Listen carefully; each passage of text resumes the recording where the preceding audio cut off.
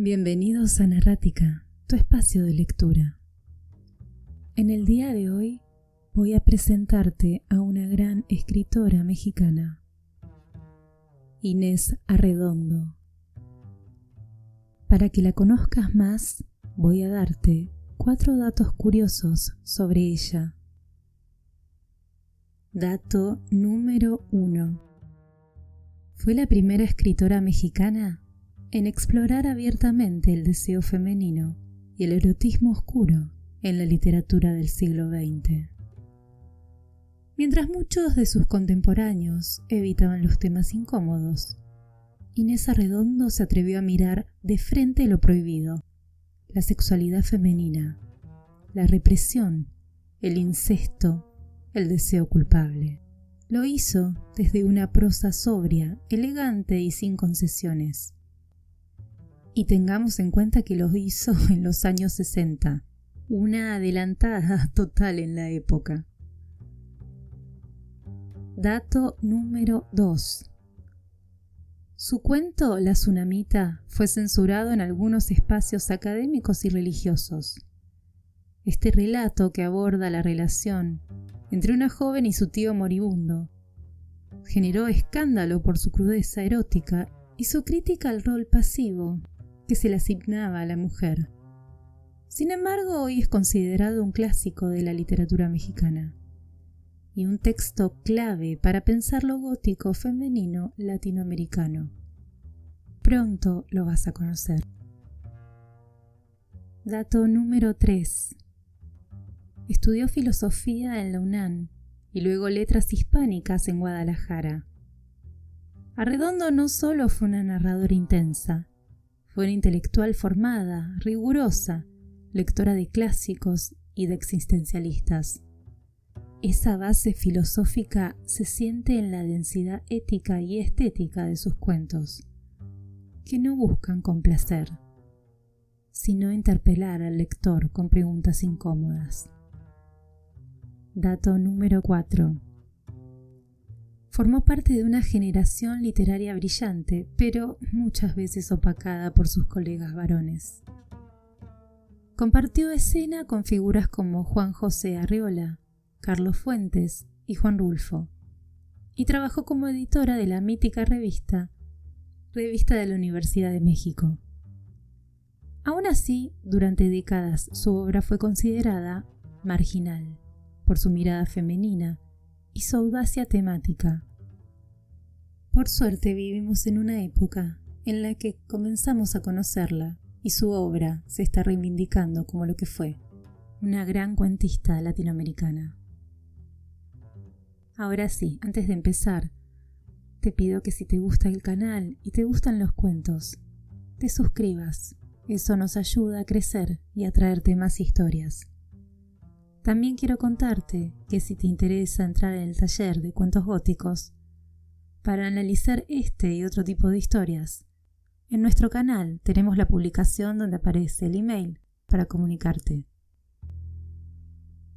El cuento del día de hoy es La Tsunamita. Y buscaron una moza hermosa por todo el término de Israel, y hallaron a Bisac Tsunamita, y trajéronla al rey. Y la moza era hermosa, la cual calentaba al rey y le servía. Mas el rey nunca la conoció. Reyes 1, 3, 4. Aquel fue un verano abrasador, el último de mi juventud. Tensa, concentrada en el desafío que precede a la combustión. La ciudad ardía en una sola llama reseca y deslumbrante. En el centro de la llama estaba yo, vestida de negro, orgullosa, alimentando el fuego con mis cabellos rubios, sola. Las miradas de los hombres resbalaban por mi cuerpo sin mancharlo, y mi altivo recato obligaba al saludo deferente. Estaba segura de tener el poder de domeñar las pasiones. de purificarlo todo en el aire encendido que me cercaba y no me consumía. Nada cambió cuando recibí el telegrama. La tristeza que me trajo no afectaba en absoluto la manera de sentirme en el mundo. Mi tío Apolonio se moría a los 70 y tantos años de edad. Quería verme por última vez, puesto que yo había vivido en su casa como una hija durante mucho tiempo. Y yo sentía un sincero dolor ante aquella muerte inevitable. Todo eso era perfectamente normal, y ningún estremecimiento, ningún augurio me hizo sospechar nada.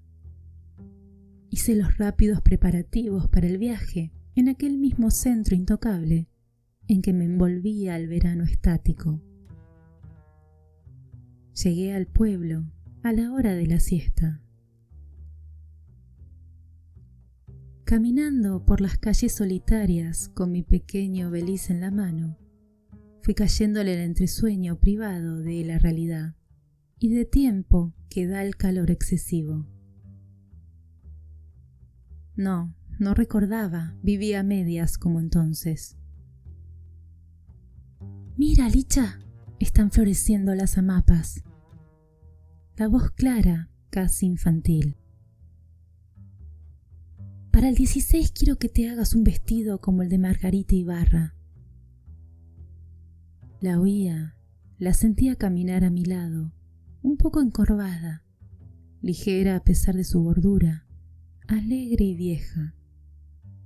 Yo seguía adelante con los ojos entrecerrados, atesorando mi vaga, tierna angustia, dulcemente sometida a la compañía de mi tía Panchita, la hermana de mi madre. «Bueno, hija, si Pepe no te gusta». «Pero no es un mal muchacho». Sí, había dicho eso justamente aquí, frente a la ventana de la Titi Valenzuela, con aquel gozo suyo, inocente y maligno. Caminé un poco más, nublados ya los ladrillos de la acera, y cuando las campanadas resonaron pesadas y reales, dando por terminada la siesta y llamando al rosario, abrí los ojos y miré verdaderamente el pueblo. Era otro. Las amapas no habían florecido y yo estaba llorando, con mi vestido de luto, delante de la casa de mi tío.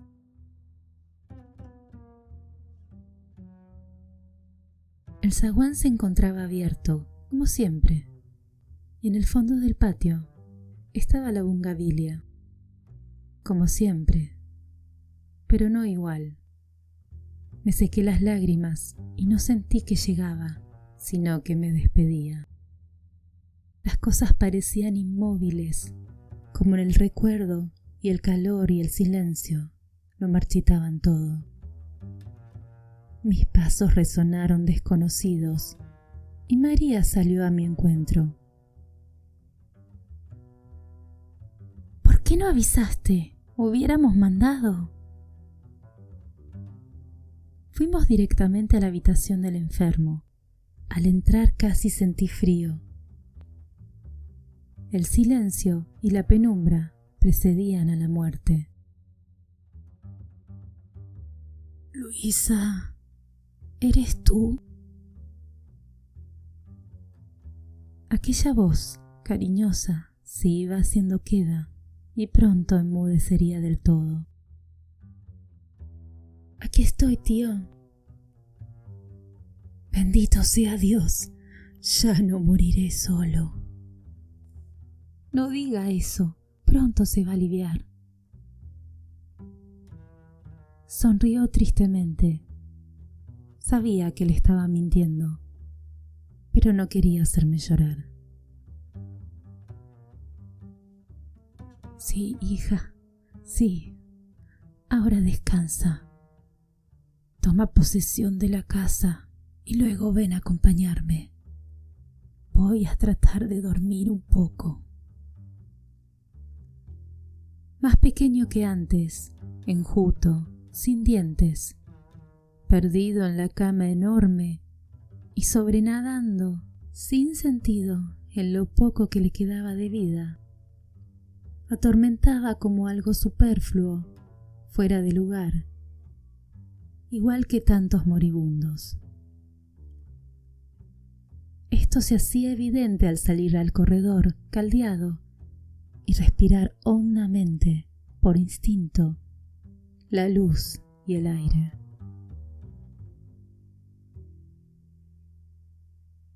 Comencé a cuidarlo y a sentirme contenta de hacerlo. La casa era mi casa, y muchas mañanas al arreglarla tarareaba olvidadas canciones. La calma que me rodeaba venía, tal vez, de que mi tío ya no esperaba la muerte como una cosa inminente y terrible, sino que se abandonaba a los días, a un futuro más o menos corto o largo, con una dulzura inconsciente de niño. Repasaba con gusto su vida y se complacía en la ilusión de dejar en mí sus imágenes, como hacen los abuelos con sus nietos. Tráeme el cofrecito ese que hay en el ropero grande. Sí, ese. La llave está debajo de la carpeta, junto a San Antonio. Tráela también. Y revivían sus ojos hundidos a la vista de sus tesoros. Mira, este collar se lo regalé a tu tía cuando cumplimos 10 años de casados. Lo compré en Mazatlán a un joyero polaco que me contó no sé qué cuentos de princesas austríacas y me lo vendió bien caro.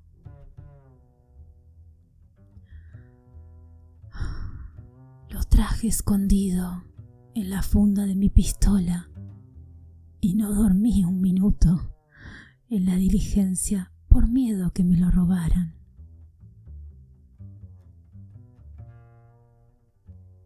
La luz del sol poniente hizo centellear las piedras jóvenes y vivas en sus manos esclerosadas. Ese anillo de montura tan antigua era de mi madre.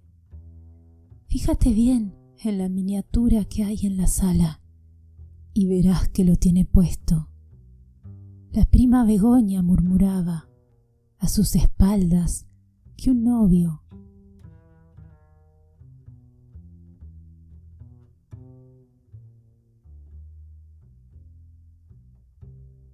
Volvían a hablar, a respirar aquellas señoras de los retratos a quienes él había visto, tocado.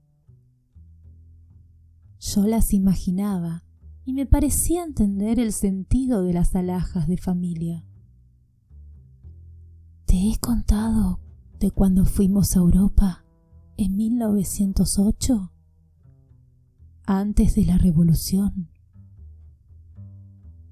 Había que ir en barco a Colima. Y en Venecia tu tía Panchita se encaprichó con estos aretes. Eran demasiado caros y se lo dije. Son para una reina. Al día siguiente se los compré. Tú no te lo puedes imaginar, porque cuando naciste ya hacía mucho de esto. Pero entonces, en 1908, cuando estuvimos en Venecia, tu tía era tan joven, tan... Tío, se fatiga demasiado, descanse. Tienes razón, estoy cansado. Déjame solo un rato y llévate el cofre a tu cuarto. Es tuyo. Pero tío, todo es tuyo y se acabó. Regalo lo que me da la gana.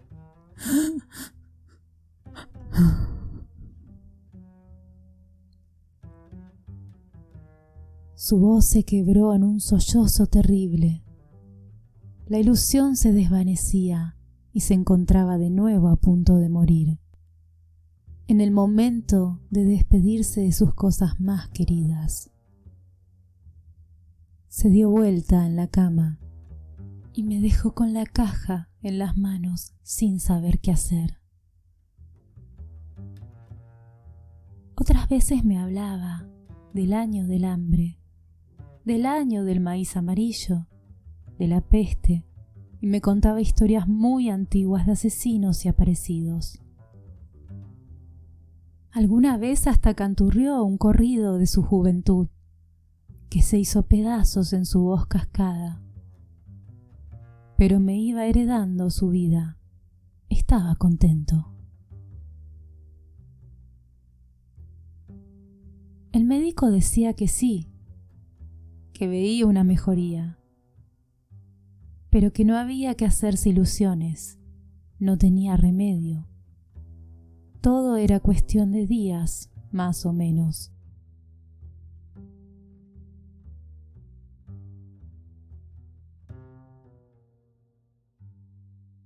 Una tarde, oscurecida por nubarrones amenazantes, cuando estaba recogiendo la ropa tendida en el patio, oí el grito de María. ¡Ah! Me quedé quieta, escuchando aquel grito como un trueno, el primero de la tormenta.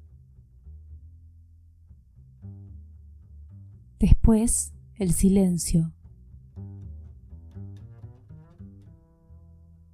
Y yo sola en el patio, inmóvil. Una abeja pasó zumbando y la lluvia no se desencadenó. Nadie sabe como yo lo terribles que son los presagios que se quedan suspensos sobre una cabeza vuelta al cielo. ¡Lichita! ¡Se muere! ¡Está boqueando! ¡Vete a buscar al médico! No, iré yo. Llama a doña Clara para que te acompañe mientras vuelvo. Y el padre, tráete al padre. Salí corriendo, huyendo de aquel momento insoportable, de aquella inminencia sorda y asfixiante.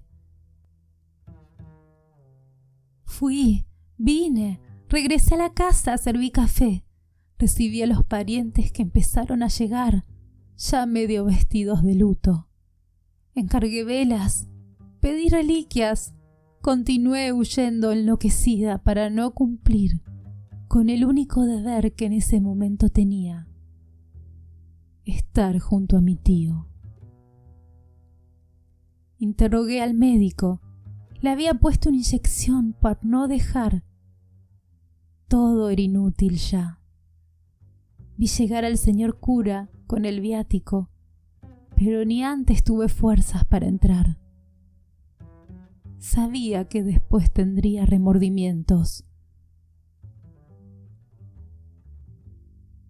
Bendito sea Dios, ya no moriré solo. Pero no podía. Me tapé la cara con las manos y empecé a rezar. Te llama, entra.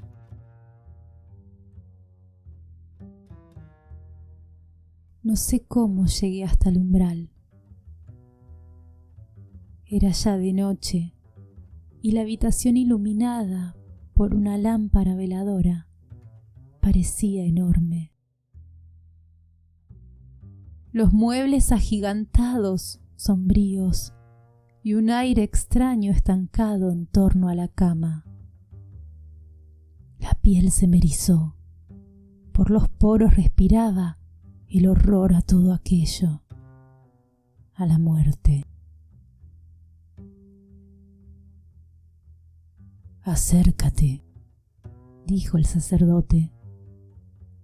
Obedecí yendo hasta los pies de la cama, sin atreverme a mirar ni las sábanas.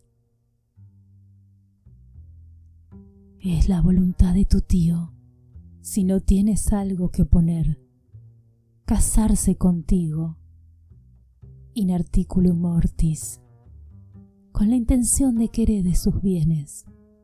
¿Aceptas? Ahogué un grito de terror. Abrí los ojos para abarcar todo el espanto que aquel cuarto encerraba. ¿Por qué me quiere arrastrar a la tumba? Sentí que la muerte rozaba mi propia carne. Luisa. Era don Apolonio. Tuve que mirarlo. Casi no podía articular las sílabas. Tenía la quijada caída y hablaba moviéndola como un muñeco ventrílocuo.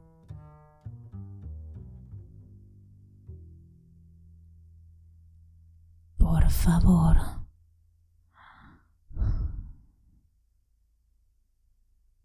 Y cayó extenuado. No podía más. Salí de la habitación. Aquel no era mi tío, no se le parecía. Heredarme, sí, pero no los bienes solamente, las historias, la vida. Yo no quería nada, su vida, su muerte. No quería. Cuando abrí los ojos estaba en el patio y el cielo seguía encapotado.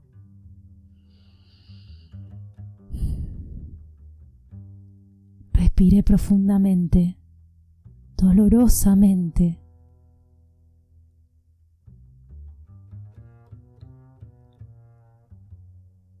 ¿Ya? Se acercaron a preguntarme los parientes al verme tan descompuesta. Yo moví la cabeza negando. A mi espalda habló el sacerdote. Don Apolonio quiere casarse con ella en el último momento para heredarla.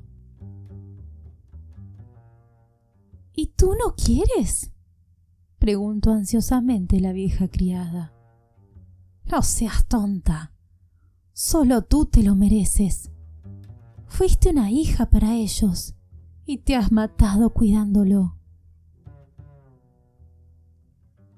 Si no te casas, los sobrinos de México no te van a dar nada. No seas tonta.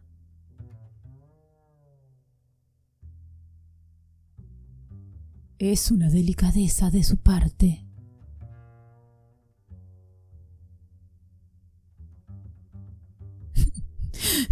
Y luego te quedas viuda y rica y tan virgen como ahora. Rió nerviosamente una prima jovencilla y pispireta. La fortuna es considerable y yo, como tío lejano tuyo, te aconsejaría que... Pensándolo bien, el no aceptar es una falta de caridad y de humildad.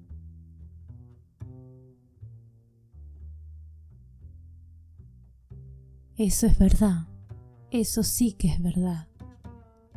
No quería darle el último gusto al viejo. Un gusto que después de todo debía agradecer, porque mi cuerpo joven, del que en el fondo estaba tan satisfecha, no tuviera ninguna clase de vínculos con la muerte. Me vinieron náuseas y fue el último pensamiento claro que tuve esa noche. Desperté como de un sopor hipnótico cuando me obligaron a tomar la mano cubierta de sudor frío. Me vino otra arcada, pero dije sí. Recordaba vagamente que me habían cercado todo el tiempo, que todos hablaban a la vez, que me llevaban, me traían, me hacían firmar y responder. La sensación de que esa noche me quedó para siempre fue la de una maléfica ronda que giraba vertiginosamente en torno a mí y reía grotesca cantando.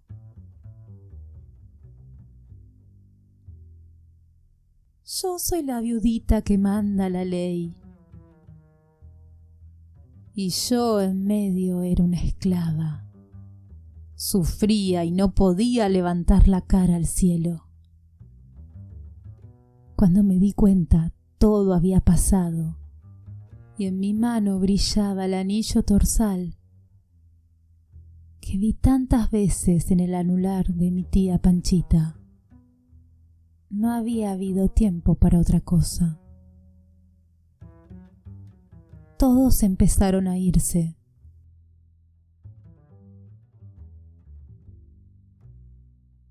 Si me necesita, llámeme. Dele mientras tanto las gotas cada 6 horas. Que Dios te bendiga y te dé fuerzas.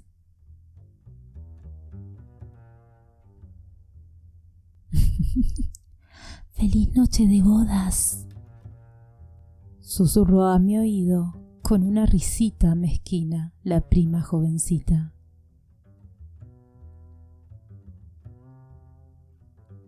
Volví junto al enfermo. Nada ha cambiado, nada ha cambiado. Por lo menos mi miedo no había cambiado.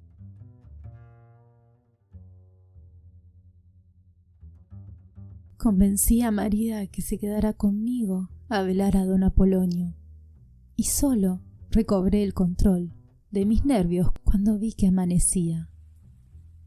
Había empezado a llover, pero sin rayos, sin tormenta, quedamente. Continuó lloviznando todo el día, y el otro aún. 4 días de agonía. No teníamos apenas más visitas que las del médico y el señor cura. En días así nadie sale de su casa.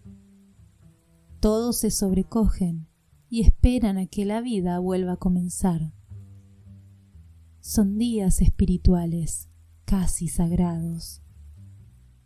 Si cuando menos el enfermo hubiera necesitado muchos cuidados, mis horas hubieran sido menos largas.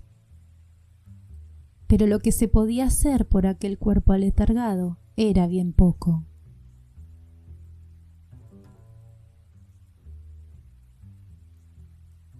La 4ª noche María se acostó en una pieza próxima y me quedé a solas con el moribundo. Oía la lluvia monótona y rezaba sin conciencia de lo que decía. Adormilada y sin miedo, esperando. Los dedos se me fueron aquietando, poniendo morosos sobre las cuentas del rosario, y al acariciarlas sentía que por las yemas me entraba ese calor ajeno y propio que vamos dejando en las cosas y que nos es devuelto transformado. Compañero, hermano que nos anticipa la dulce tibieza del otro, desconocida y sabida, nunca sentida y que habita en la médula de nuestros huesos. Suavemente, con delicia, distendidos los nervios, liviana la carne, fui cayendo en el sueño.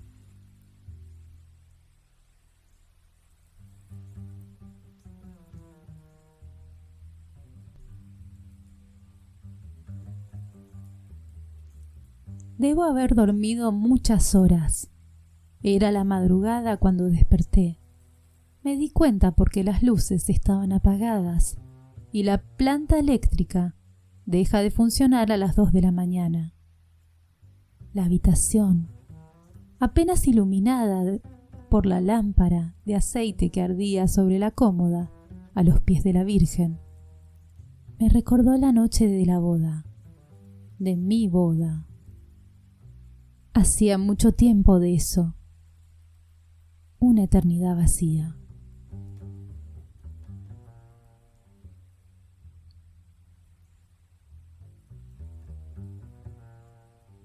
Desde el fondo de la penumbra llegó hasta mí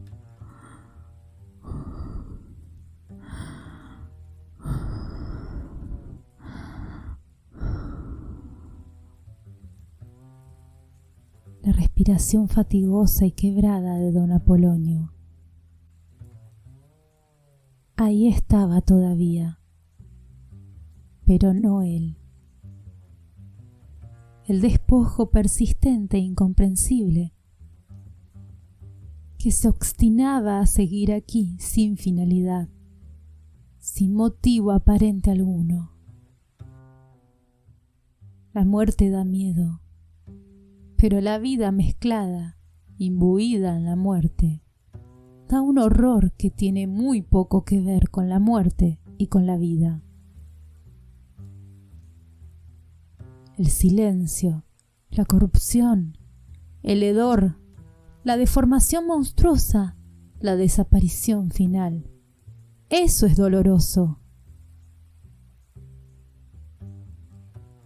Pero llega un clímax y luego va cediendo. Se va diluyendo en la tierra, en el recuerdo, en la historia. Y esto no. El pacto terrible entre la vida y la muerte, que se manifestaba en ese estertor inútil, podía continuar eternamente. Lo oía raspar la garganta insensible.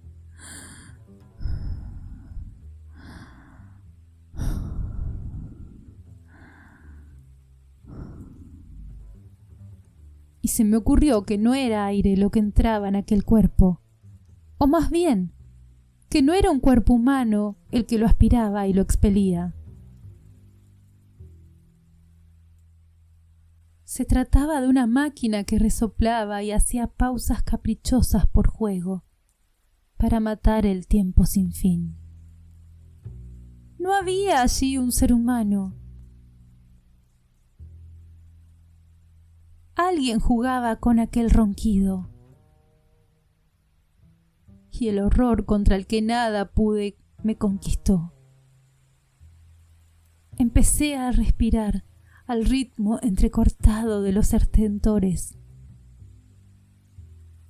Respirar, cortar de pronto, ahogarme, respirar, ahogarme.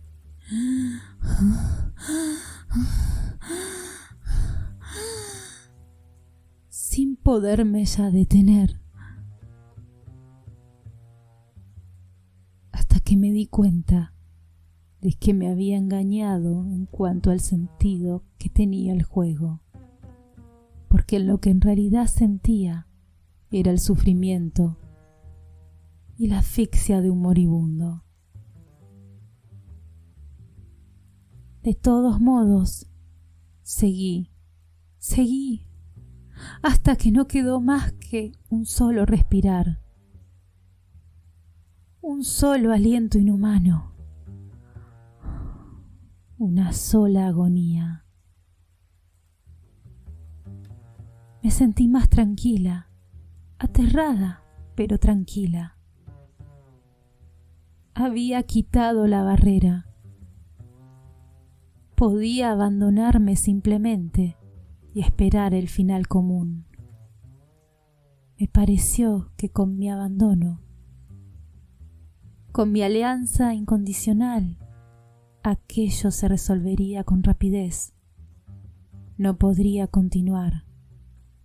Habría cumplido su finalidad y su búsqueda persistente en el vacío.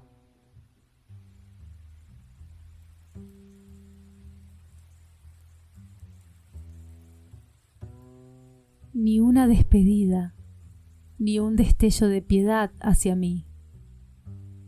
Continuó el juego mortal largamente, desde un lugar donde el tiempo no importaba ya.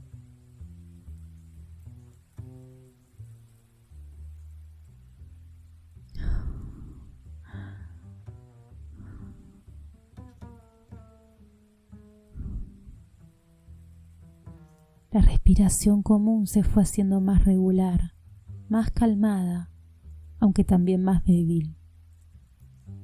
Me pareció regresar, pero estaba tan cansada que no podía moverme. Sentía el letargo definitivamente anidado dentro de mi cuerpo. Abrí los ojos. Todo estaba igual.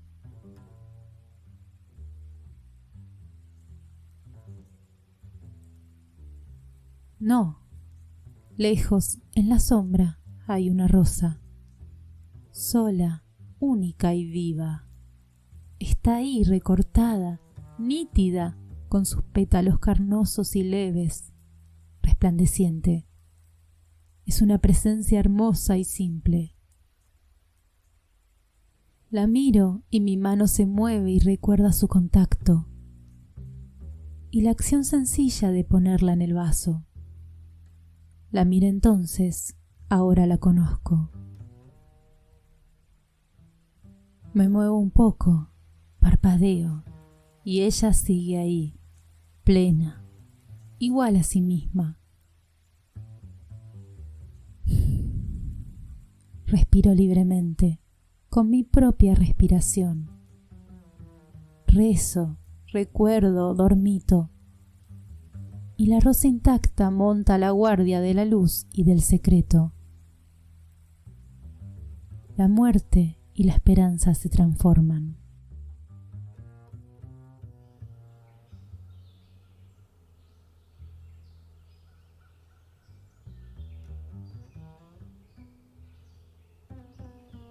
Pero ahora comienza a amanecer y en el cielo limpio veo, al fin, que los días de lluvia han terminado. Me quedo largo rato contemplando por la ventana cómo cambia todo al nacer el sol.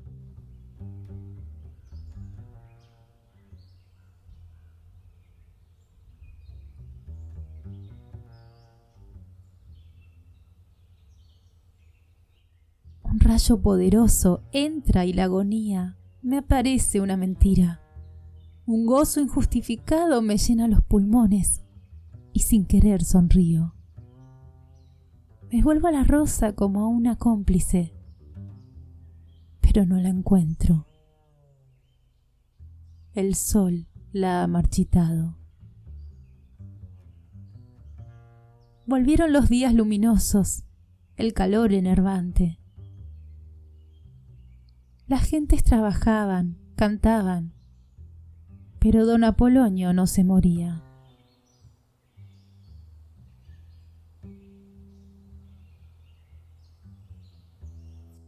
Antes bien, parecía mejorar. Yo lo seguí cuidando, pero ya sin alegría, con los ojos bajos y descargando, en el esmero por servirlo, toda mi abnegación remordida y exacerbada. Lo que deseaba ya con toda claridad era que aquello terminara pronto, que se muriera de una vez.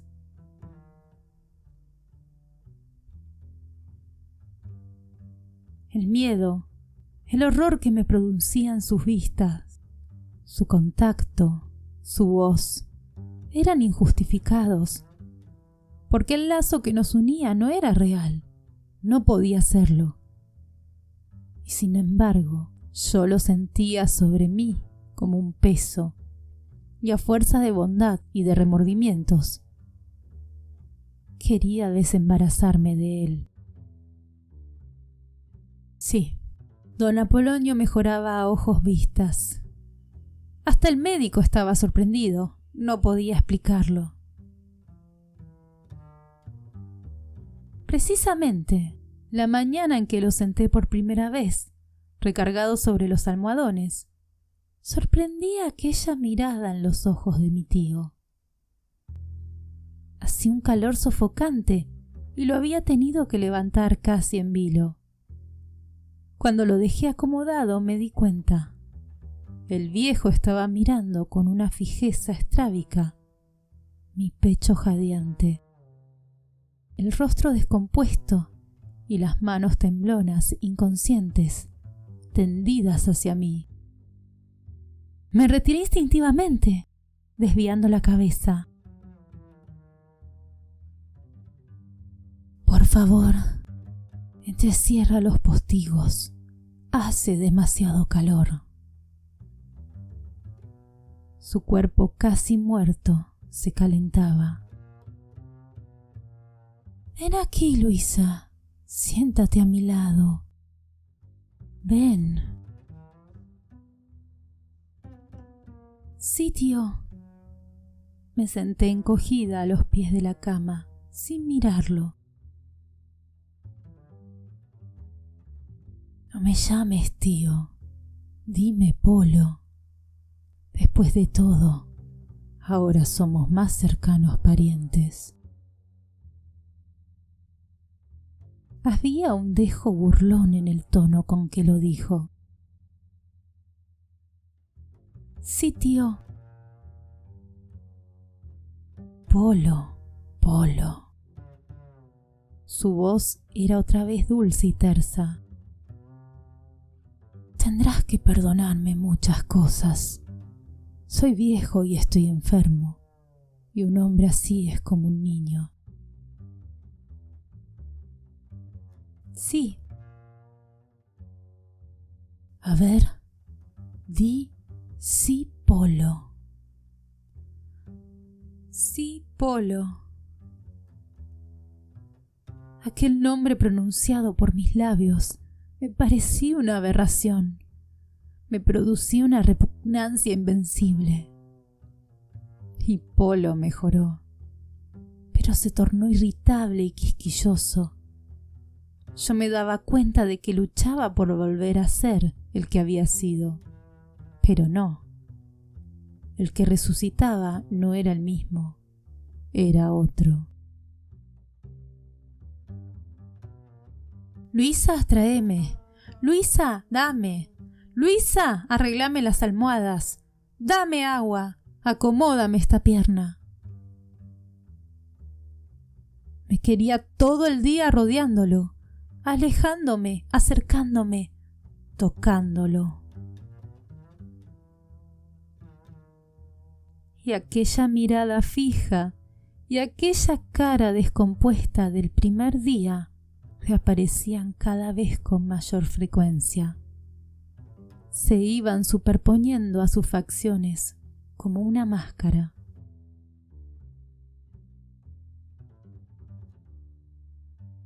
Recoge el libro. Se me cayó debajo de la cama, de este lado.